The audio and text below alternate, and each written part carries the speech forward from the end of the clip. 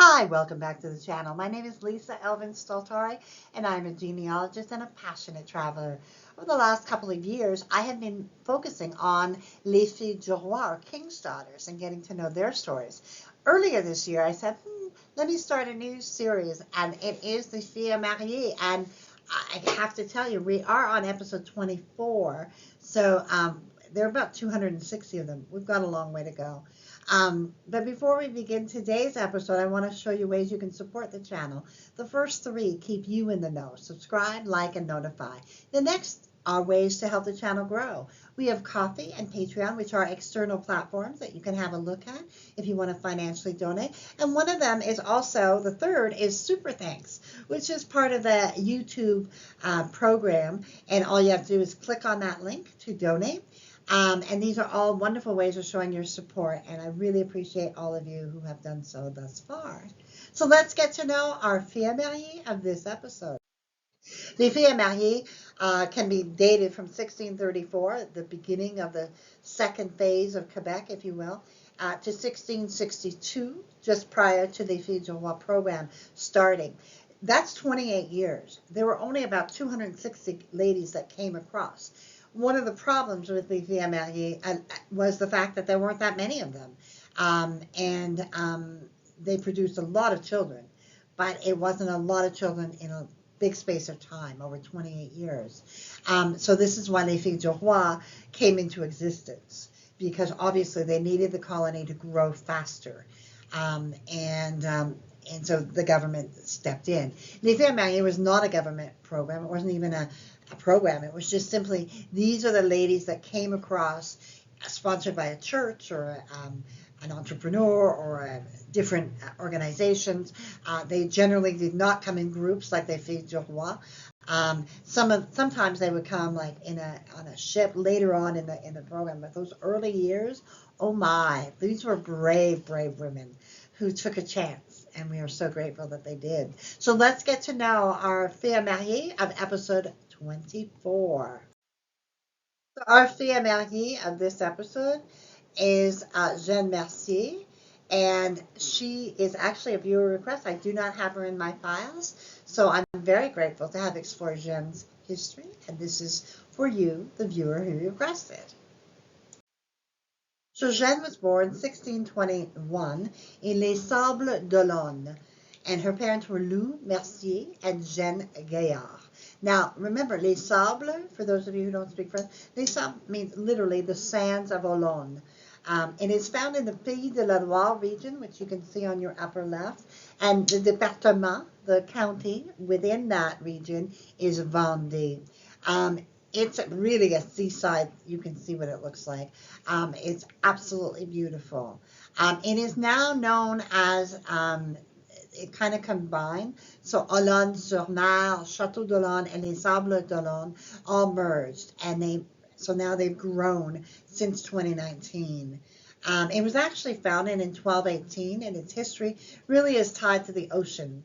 And it served as a port and a point of maritime commerce. To this day, right now, there's about a little over 46,000 people that live there. This picture of the Church of Orléans, which has its origins in the early 13th century.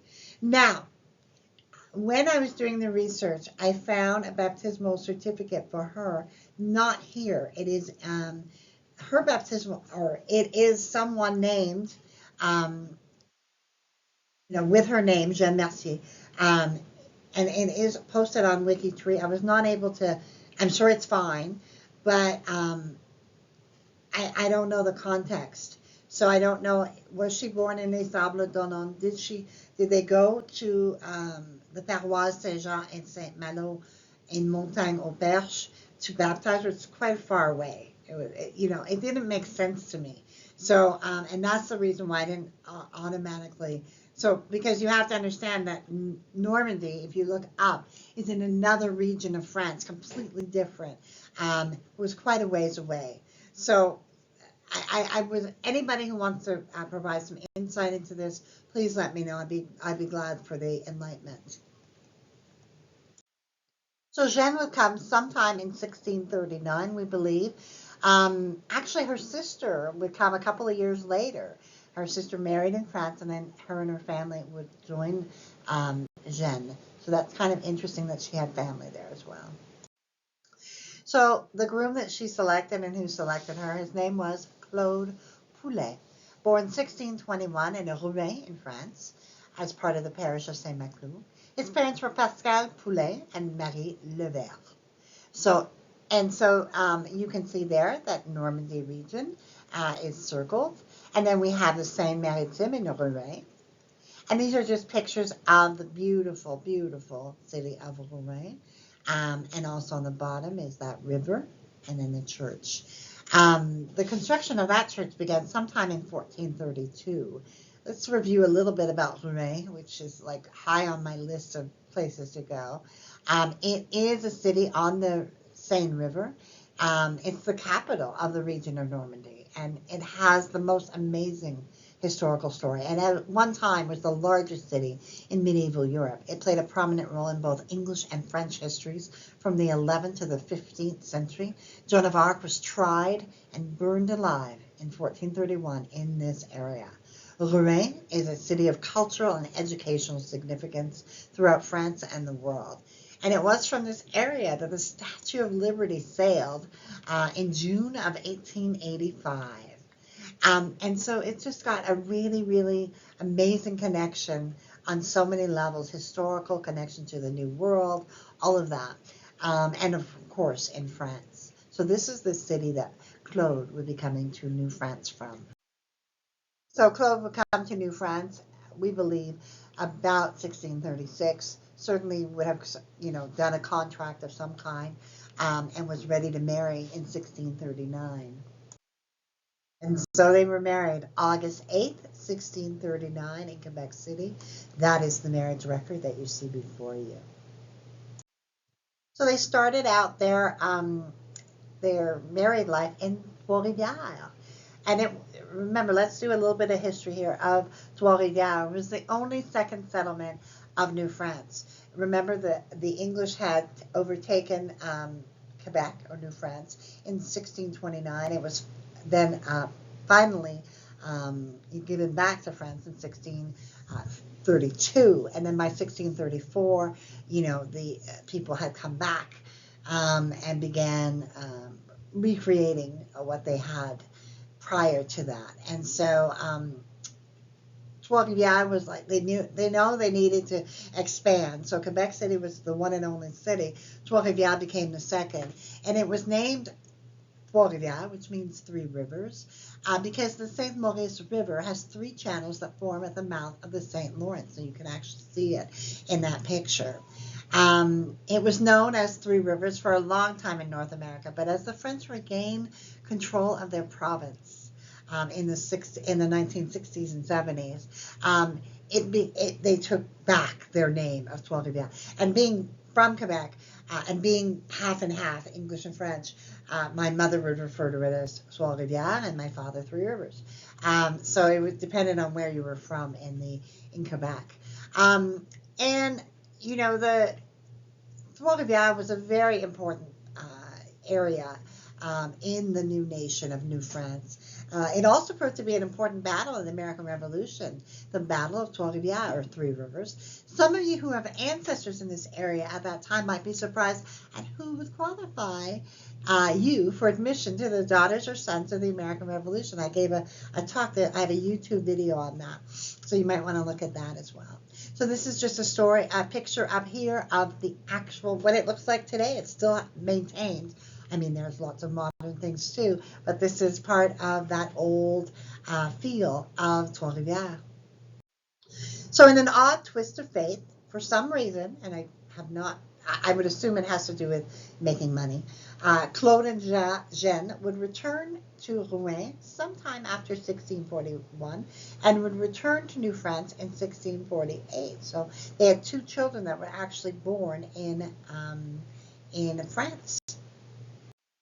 So upon their return, they would settle and purchase land at Beaupré. And the origin of this town, which today has about 3,500 people, began when apparently soldiers from Breton arrived here and were startled by the beauty of the place. And apparently exclaimed, "Oh, le beau pré," which means beautiful meadow. And looking at the pictures on the right, on the left, I should say, you can actually see what they meant. In the 1666 census, Quebec City and Beaupré had essentially the same population. Although, of course, Beaupré has remained a very small village. You can see where it is. This is the church at Beaupré. And then I just wanted you to see where it actually has this. I've actually taken a picture on the top. It has a fabulous ski resort called Mont Sainte-Anne, one of the best. 1666 census, let's go back, Claude Poulet, Jeanne Mercier, and then they have their children, Martin, Ignace, Marguerite, Marie, Pierre, and Magdalene. So actually they have their Magdalene is actually 20 years old living with them. So it's interesting how they pace up. Perhaps she was visiting. And 1667 census, we have Claude Poulet. And it's interesting to note that all of a sudden they are not the same ages. So it's just, like I said, he's 31 now and she's 40 still. We have Martin, Ignace, Marguerite, Marie, Pierre. They have 8 beasts, which are like 8 heads of cattle, that sort of thing, and 20 appart à valeur. This is essentially what he would have come back to New France to purchase. So 20 appart is about 16 to 17 acres of land. On to have 9 children. Let's have a look. Marie would marry Julien Mercier and have 10 children, 8 of whom would make it. She then married Charles Montmagny and had 1 child who did not make it to adulthood. Pascal would die at the age of 16. It is to be noted that he and his brother René disappeared together and may have been killed by Indians. Madeleine would marry Pierre Maufis and have 3 children, 2 of whom would make it. Her daughter, Marie-Madeleine, would become the Mother Superior with the Augustine nuns. Martin would marry Jeanne Barrette and have 9 children, all of whom would make it. René, as we've talked about, would die at 10 with his brother Pascal, possibly killed by Indians. Ignace would marry Marguerite Paré and have 7 children, all of whom would make it. Marguerite would marry Jean Amiot and have 11 children, 7 of whom would make it, 3 of whom would become nuns. Marianne would marry Etienne Lessard and have 10 children, 8 of whom would make it. And finally, Pierre would marry Anne Giguère and have 10 children, 6 of whom would make it. 1 would become the Mother Superior with the Ursuline nun. So you think it's fascinating that this particular family had so many people devoted to religion. I just thought that was really interesting to note. And then finally, we have the 1681 census. We have Claude, who's now 65. We have Jeanne Mercier, she's now 50. His children, Martin and Ignace and Pierre, are living with him. And their story ends together. They were just sort of really together. And Jeanne would pass away first, December 14th, 1687. 4 days later, Claude would pass, December 18th, 1687. They are both buried at St. Anne de Beaupré Church. They're gone but not forgotten. The Famille Poulet and all of those associations, have put up plaques in St. Anne and that sort of thing. So these are things that you could absolutely go and look at when you are visiting Quebec. And I also wanted to point out something I found.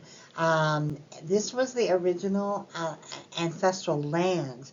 The house that exists now obviously wasn't there, but this is the land that Claude, and it was the land at 315 Maison Située on 315 Côte Sainte-Anne in Sainte-Anne-de-Beaupré. That land is the land they lived on. Just amazing that we can find that out. So I found a few sites that I wanted to share. We have Les Poulets and Bienvenue Généalogie Poulet et l'Alentour. And so I have posted the links for you to explore if this is your heritage. And the website or the Facebook page, French Canadian Ancestors, Free French Canadian Ancestors is what it's called. I've posted a link for that. So you can have a look at that. Our French-Canadian ancestors, Thomas J. Laforêt, they will have that file. Claude Poulet, lots and lots of information about him and their family. Now, as befits a family that grew so much, there's lots of names that they would eventually be known as. So I wanted to go over it, and this is from our French-Canadian Ancestors, Volume 8, page 186. Allaire, Courval, Crécy, de Courval, de Crécy, de Francheville, de La Fontaine, Fafard, Francheville, La Fontaine, Nicolet, Paulin, Paulin, Paulent, Poland, Poland, Pauling, Potter, Patin, Poutin, Poutin, Poulin, Poulin, Poulet, and Terrier. So you can imagine, if you see these names in your tree anywhere, kind of do the digging and see possibly where it might, especially if it's in America and you see this name, where does this name come? Pollen, or where did it come from? And you might be surprised. And of course, here are some resources I always like to recommend to you.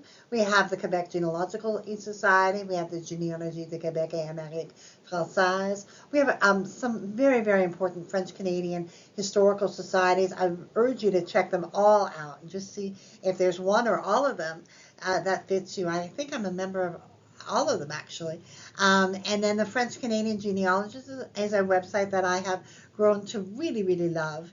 And I haven't talked about it in the last couple of episodes, but the Maple Stars and Stripes is an amazing podcast that I urge you to listen to. You will be forever changed. Sandra Goodwin is an amazing genealogist and researcher and a supporter of French Canada. So I really, really need you to explore that. And she has a website, the podcast, all that good stuff. So check her out, please. And finally, we end episode 24 by acknowledging Claude and Jeanne as truly a power couple. They were, I believe, deeply in love. You can feel it. You can see it in the essence of their children. The fact that they got married in Quebec and then left together and then came back, bought land, established themselves, dealt with the loss of 2 children at once, and then finally were able to pass away together within 4 days of each other. That's a tremendous story. And we are so grateful that they came to our shores, and we bless their memory. 312 descendants as of 1729. Who knows how many will be accounted for now? Before I leave you, I want to thank you for watching and the patrons and supporters. I couldn't do what I do without your caring and support. So thank you again for being there for me. And until I see you on episode 25, au revoir.